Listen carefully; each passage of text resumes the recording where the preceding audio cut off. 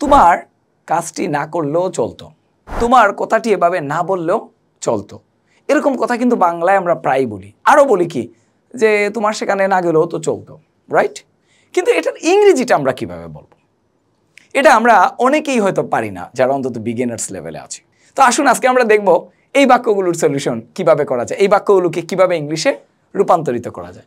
খুব সহজ একটা পদ্ধতি। এই যে তোমার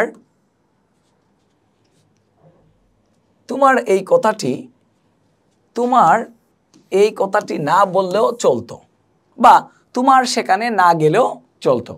এই তো বাক্যটা, দেখি আমরা এটাকে পারি কিনা বা কোন পদ্ধতিতে আমরা করবো। এটার জন্য আমরা সহজ সরল একটা পদ্ধতি অনুসরণ করতে পারি। সেটা হচ্ছে প্রথমে একটা সাবজেক্ট নিব, তারপরে নিড নট হ্যাভ, এই কথাটুকু কমন। যে বাক্যই হোক, তোমার সেখানে না গেলেও চলতো, তার সেখানে না গেলেও চলতো, তোমার কথাটি না বললেও চলতো, তার সে কথাটি না বললেও চলতো, আমার কথাটি না বললেও চলতো। এটা আমার তোমার আর কথা বলাই হোক, সেখানে যাওয়া হোক, এটা তোমার না খেলেও চলতো, যাই হোক, সব জায়গায় এই নিড নট হ্যাভ এই কথাটুকু কমন থাকবে। তাহলে সাবজেক্ট নিড নট হ্যাভ, তারপরে আপনি একটা ভার্ব 3 দিবেন, 3 নাম্বার ক্যাটাগরির ভার্ব 3, অর্থাৎ ফার্স্ট পার্টিসিপল।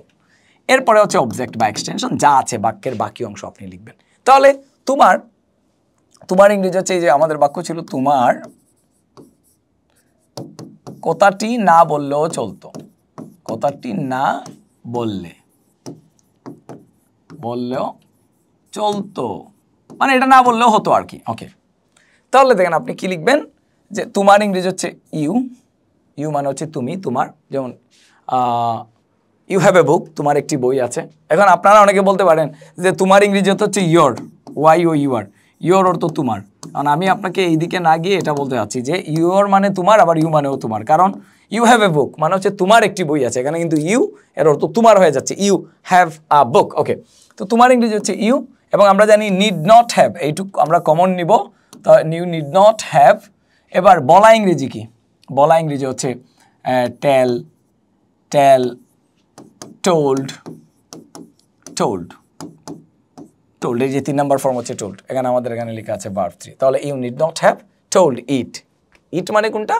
ইট মানে হচ্ছে কথাটি, তোমার এই কথাটি না বললেও চলতো। You need not have told it, এটা তুমি না বললেও পারতা। এটা মানে হচ্ছে কথাটা, এটা কথাটা তুমি না বললেও তোমার চলতো, এই কথাটা তুমি না বললেও পারতা, এই কথাটা তুমি না বললেও পারতা। এরকমভাবে কিন্তু আপনি লিখতে পারবেন। তাহলে তুমি সেখানে না গেলেও পারতা, বা তোমার সেখানে না গেলেও চলতো, এটা যদি বলতে চাই, তাহলে ইউ নিড নট।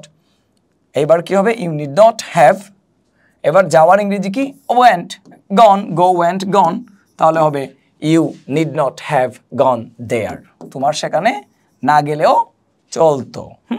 এরকমভাবে কিন্তু আমরা চাইলে শত শত বাক্য তৈরি করতে পারবো আমার প্রিয় ভাই ও বোনেরা।